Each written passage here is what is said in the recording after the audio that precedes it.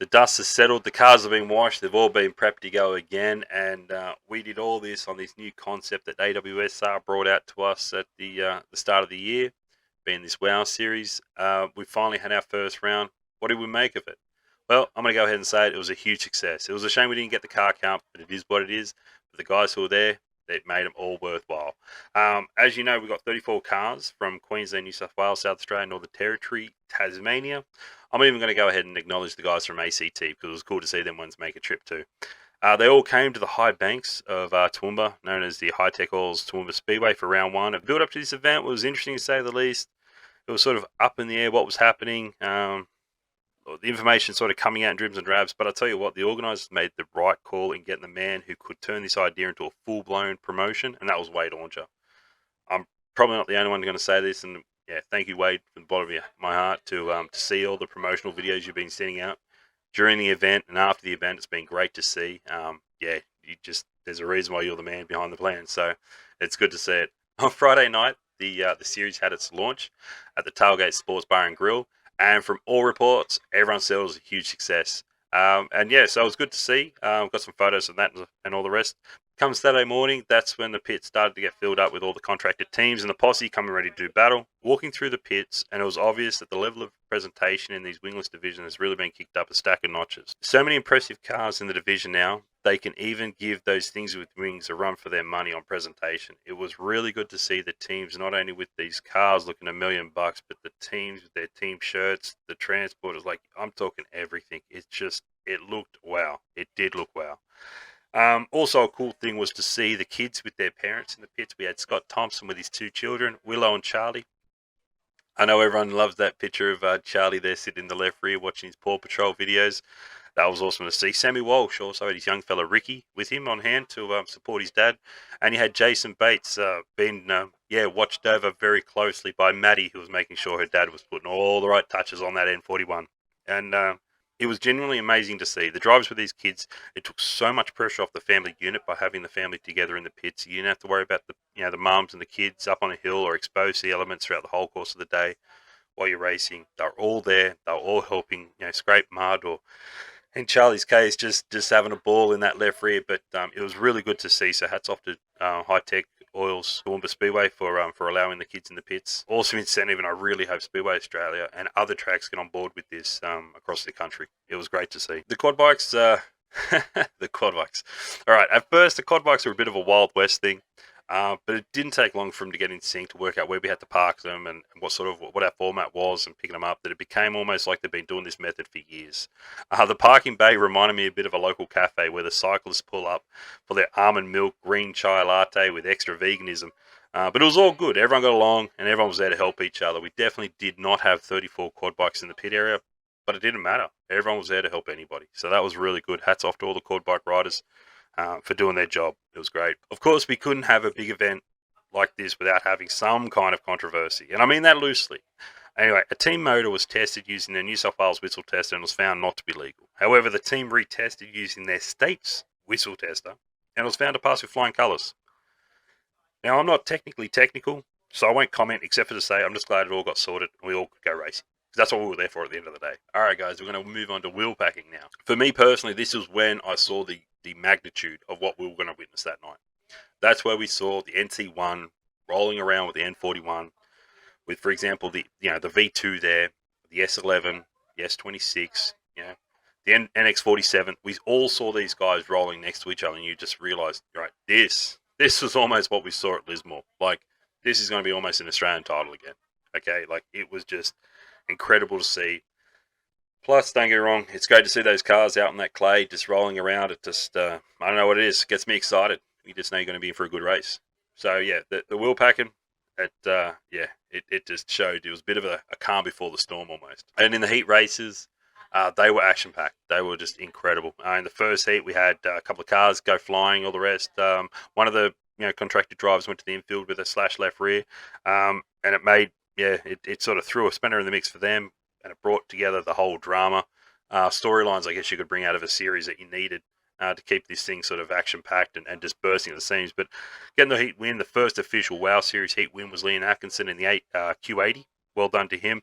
The VX62 of Brad Warren was in second with the NX26 of Brad McCarthy in third. The second heat pretty much started off the same, with Tyson Williams hitting the wall hard, creating a lot of damage into his car and put his team on the back foot straight away after some contact going into one. But the results there, well, with that one, we had one of the drivers from Tasmania, the T10 of Luke Roadpath, unfortunately went underweight, so he was taken away from his first place position, and he had a huge lead, by the way. That guy was fast, and I'm not going to say he was fast because of weight. The guy's just generally fast. He's good. Like, you can't take it away from him. But unfortunately, he lost that first place. So first place went to the NX10 of Brian Britton. Second place was NX9 of Andrew Seary, with third place being a Q1 of Scott Thompson. I have to put in a quick one here for the unlucky award. Goes to the Q74 of Stewie Jeffries. That guy was sitting in second coming into turn 4 on the last lap. And yeah, I don't know. He just threw it away. I felt for him. I was really cheering for him. And unfortunately, he went from what would have been first back to fourth. So unlucky there, Stewie, man. But yeah, it's good to see you with a smile on your face still. The third heat saw the N16 driver of Andrew Sayer pretty much just shoot away. He was untouchable.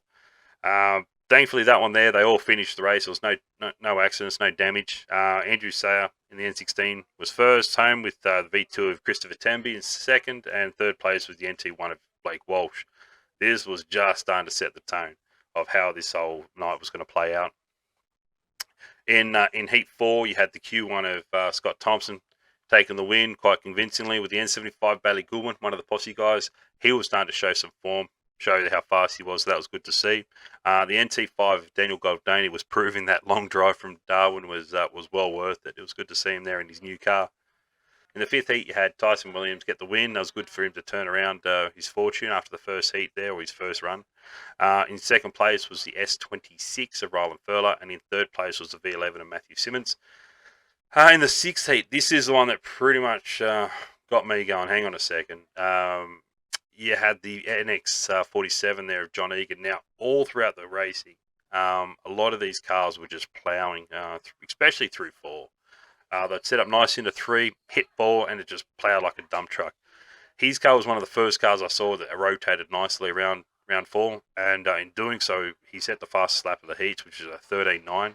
Absolutely blistering. And just showed how fast that NX47 was. Like, damn, man, John, he's fast. Like, can't take away from him. So he picked up the win in Heat 6. In second place was the S86 of Kirby Hellier. And in third place was the N51 of Dean Thomas. It was good to see him make his track and also have a good run there. Okay, so the B main, this is going to be the first B main of the series. So we had 20 contracted cars. The track had a capacity of 20 cars. So none of these drivers wanted to be in this position. And we had 6 WOW cars in the B main. You had the N41 of Jason Bates, the N16 of Andrew Sayer. He had a rollover in his second round of heats, and the car was badly damaged. You had NX9 of Andrew Seary, who got into a wreck in his second round of heats. And you had the V1 of Mitchell Broom, and then you had the S11 of Tyson Martin, who just had a bad run in sort of both his heats. And then don't forget the S23 of Jack McCarthy. So the B main was going to be action-packed, to say the least. Like, you weren't going anywhere. Everyone was against that fence watching to see. But I'll tell you one thing it showed me was, a sprint car driver can drive a wingless. Sam Walsh put on an amazing show to come from back to claim a transfer position. He picked up 4th. V1 was in 3rd there, Mitchell Broom. Now, an interesting one was you had, starting in 13th in the B main, was the S23 of Jack McCarthy, and he drove all the way up to finish 2nd. So he made his to the main dance there. And then the winner of the B main was the N41 of Jason Bates, which was good to see. Very unusual to see Jason Bates in the B main. Or nearly any of those guys in the B main, but very unusual. Unfortunately, the N16 of Andrew Sayer sustained a lot of damage in that second heat of his rollover. And the car was just, blowing way too much smoke. Must have cut back through the oil filter or something like that. And that called time on his WOW Series round 1. Attempts. Absolutely heartbreaking, because those guys really helped our team out in getting our car turned around. I know we sort of went over to give them a hand to get them going, but that thing was just bad, and heart goes out to those boys. So sorry to see that. So unfortunately, the 3 WOW drivers who were not going to make the first round in the A main was going to be the NX9 of Andrew Seary, the N16 of Andrew Sayer, and the S11 of Tyson Munn. Tyson just could not shake the bad luck all weekend. And it's, you see him when he pulls up there and he unloads the car, he's got a smile on his face. The guy's just happy to be there, and just, it was heartbreaking. Really was. All right, so we got the feature time. 30 laps was the distance. You had a cracker. You had Scott Thompson, the Q1 on pole. Alongside of him, we had the NX26, Brad McCarthy. Now, Brad McCarthy's just been coming in leaps and bounds, and I don't mean that in any way because the bloke's a fast runner, but geez, him and his whole team have got that car on rails there. And it was good to see him where he was. And yeah, when they started that race, you had a bit of a battle there between McCarthy, that's Brad McCarthy, and John Egan going on for a while. But even further back, like, Liam Atkinson was in the mix. Kirby Hellier was in there fighting. Brad Warren putting up, then you started to see the B main guys start to make their way forward. So you started to see Jason Bates coming through. I mean, everyone was pretty much what I was, locked on that S23 black car of Jack McCarthy to see how far he was going to make it. Because if anyone says the track was too heavy for racing, no one told Jack. And he just powered through. You had a lot of things going on. Unfortunately, you had the NT5 of Daniel Gardoni had to retire. He had some electrical problems, which was heartbreaking. That bloke's put together a brand new car. I think it's state of the art. And it's very difficult chasing these electrical problems. So, yeah, unfortunately for the whole team, it sucked. But when they called out, I think they got a caution around 14 laps or so. And by that stage, that S23 was from 18th up to 10th. So he knew it was coming. A few of the other guys were sort of moving up. The dying stages of the feature race, you still had that N47 of John Egan hovering around trying to make something happen. He was giving a lot of pressure to Brad Warren and Brad McCarthy. And unfortunately sort of slipped back a little bit. I think that 3 and 4 started looking like they were starting to get hooked up. And that was where it was really wearing out the driver's arms. Yeah, but the Q1, you couldn't take away from Scott Thompson. I don't know if anyone thought anyone but Scott was going to win that race, because every time I go to Toowoomba or watch Toowoomba, that Q1 is just in a different world. Like, they look like they don't do anything to that car all night. They're all smiling. You go over to that team, and they are all smiling. His dad, him, everyone. And you just think, all right, these guys are here for a fun time. But I don't know what they do. I never see them work on the car, but the thing's just a bullet. So, yeah.